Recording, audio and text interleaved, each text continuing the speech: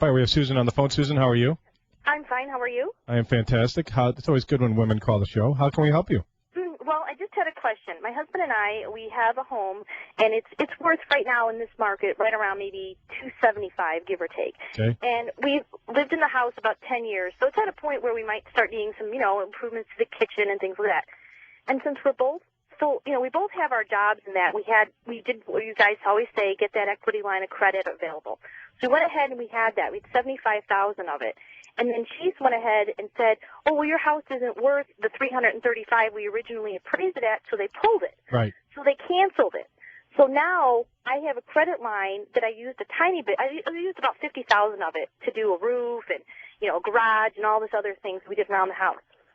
And now with them taking that away, we have no equity in the house, okay? Mm-hmm. We have no extra if something goes wrong, where do we turn? Right. Now, my husband has a 401k, and his employer has stopped matching that. Right. And they're also telling him now that he's got to pick up a minimal maintenance fee of the percentage of how much he invests or how much is in the actual account. Right. So my question to you guys is where does someone like us go where we both have jobs, we have really good credit, I pay all my bills on time and the whole thing.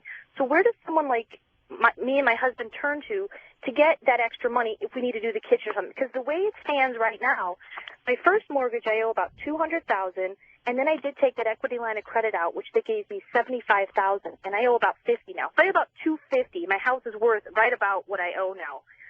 And just Chase went ahead and just totally midstream canceled it, and it's not my fault. And I'm paying, so I don't know where to turn. Well, okay. Well, I'll tell you a place to turn is an FHA 203K loan, which is a home improvement loan, because that's the only place that you're going to get money.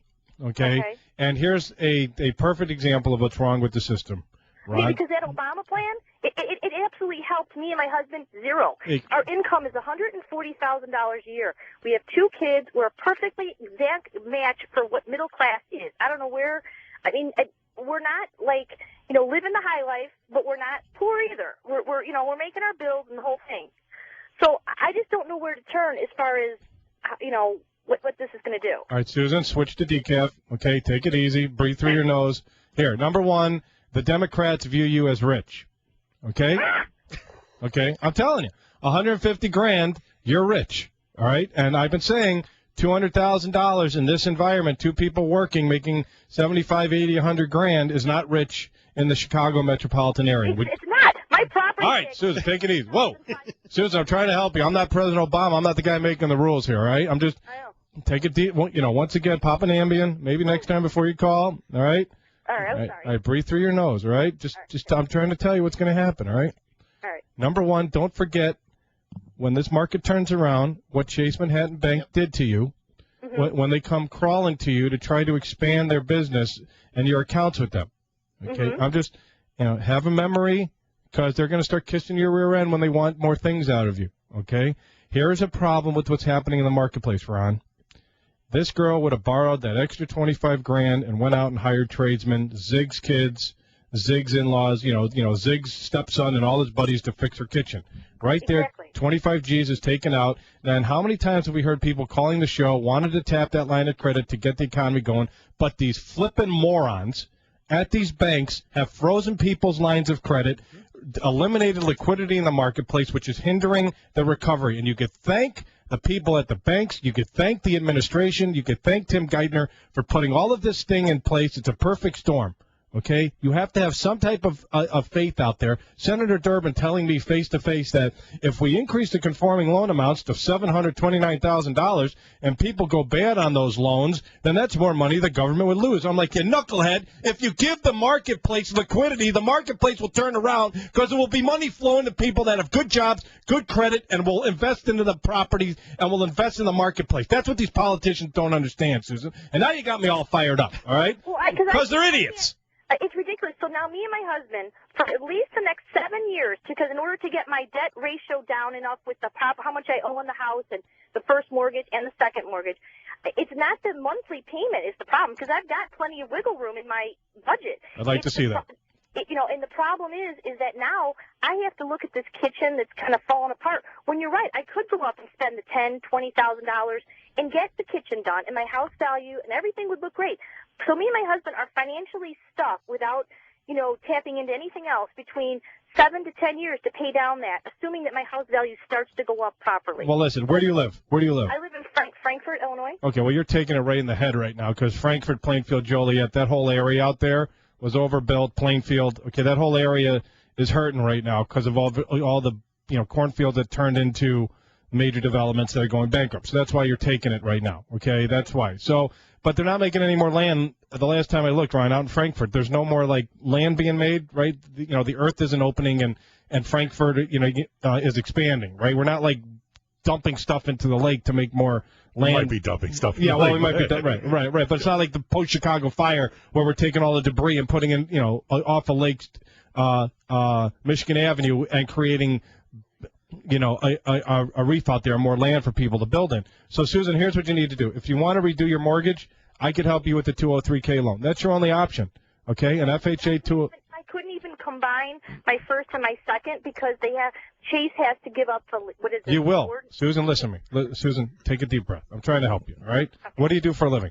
I work for the Federal Reserve. There you go. Well, you've got a direct take loan. Something home with you. Well, just go in the basement, pop a couple of gold bars in your purse. Nobody know the difference. Here's what you do. You come to me. I will help you with the 203K loan. Okay? We'll do a 203K loan. Well, I will help you fix up your kitchen, and then you go into an FHA loan. That's your option. You have 3 options: FHA, 4 options. Or sit there and bitch and do nothing. Okay? I'm trying to help you. We'll help. No, I agree. I'll help you.